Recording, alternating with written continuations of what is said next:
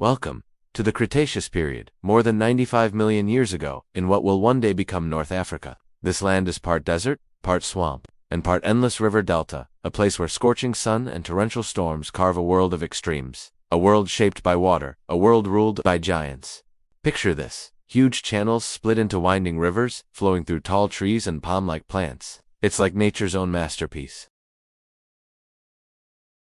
Dragonflies the size of modern crows glide over still lagoons. Herds of long-necked sauropods trek across the floodplain, leaving great craters in the mud. Beneath the surface of every river, there are some seriously ancient killers just waiting to surprise you. Think massive crocodiles, speedy coelacanths, and schools of those gnarly saw-toothed fish. But dominating this watery realm is a creature unlike any other dinosaur that ever lived. This is Spinosaurus. Spinosaurus is a massive beast, over 20 meters long and heavier than an elephant, with a cool sail of spines on its back.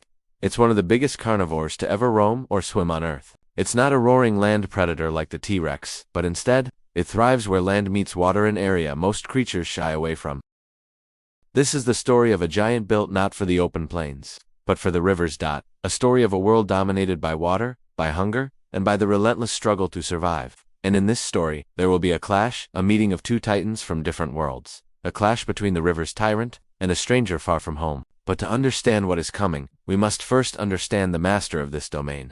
Our Spinosaurus is a fully grown male, powerful, territorial, and hungry. His long narrow jaws bristle with over 60 conical teeth, perfect for gripping slippery prey. While the jaws of a T-Rex are built to crush bone, the jaws of Spinosaurus are crafted like those of a crocodile, fast, precise, and deadly in the water. His center of gravity slants forward, towards his long forelimbs, each with a massive curved claw. These arms, far stronger than those of most large theropods, can hook, slash, and pull victims toward him. And his sail, a towering, colorful structure of bone and skin, may help him regulate temperature, or display power to rivals and mates. But his greatest strength is hidden below the surface. Dense bones help him submerge and remain steady in the water. Powerful tail muscles propel him through currents with serpentine grace. He is as much at home beneath the water as above it, the closest thing the dinosaur world ever had to a river dragon. This morning, the river is calm. Mist rises from its surface, curling like smoke into the warm air. Fish gather in tight silver clouds beneath the shallows, flickering with each twist of their bodies. And from the reeds, our Spinosaurus emerges.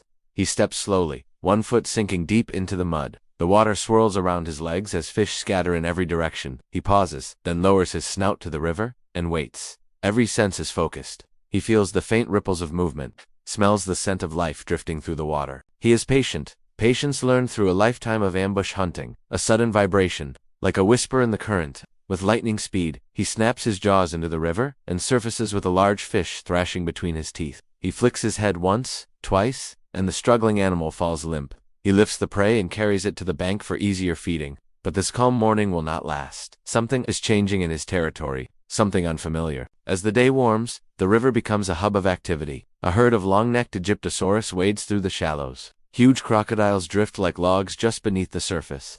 Small pack-hunting predators stalk the riverbank, but our Spinosaurus pays them little attention. This is his stretch of river. He has fought for it before, against rivals, against crocodilians, even against other predators bold enough to trespass. Today, however, there is a scent in the wind that he has never encountered before. A heavy musk, sharp and foreign, one that does not belong in this land of water. He raises his long snout to the breeze, eyes narrow, muscles tense, and then, the sound. A deep, resonant thud, followed by another, and another. Something massive is approaching, but not from the water, from the dry lands. Far from the river, in a landscape unfamiliar to him, a giant walks. A Tyrannosaurus rex, displaced by storms and hunger, having wandered across a landmass that once connected distant continents, now roams a world alien to its nature. This place is hot, humid, and crowded with water, a stark contrast to the open floodplains and forests of its homeland. But hunger drives even the boldest predator into hostile territory. The T-Rex moves cautiously, lifting its head to scent the air. Here, the smells are foreign: dense, mud, stagnant pools, strange reptiles moving in the shadows. But the familiar scent of meat is unmistakable. In this unfamiliar land, the T-Rex seeks a meal, and unknowingly, steps into the territory of the river's true ruler. Back at the river, the Spinosaurus senses the stranger moving closer. He retreats into the water, letting the river conceal most of his massive form. Here, he is silent, steady, deadly. The T-Rex breaks through the tree line, drawn to the scent of fish and carrion. It approaches the riverbank slowly, unfamiliar with the mud that pulls at its powerful legs. It lowers its head to drink, and that is when the river moves. A massive shadow rises behind the T-Rex. Water cascades from a towering sail. A long snout opens wide, teeth glinting in the sunlight.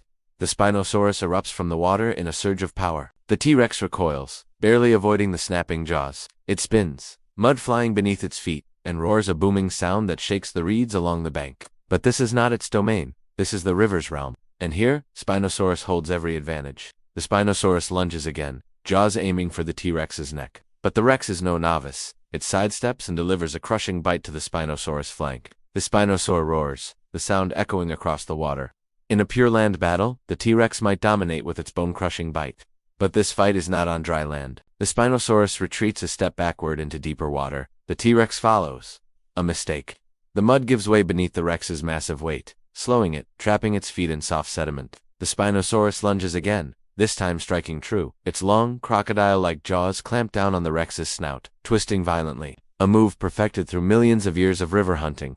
The T-Rex bellows in pain and rage, pulling back, tearing free, but at the cost of deep wounds. The Spinosaurus presses its advantage, driving the Rex further into the shallows.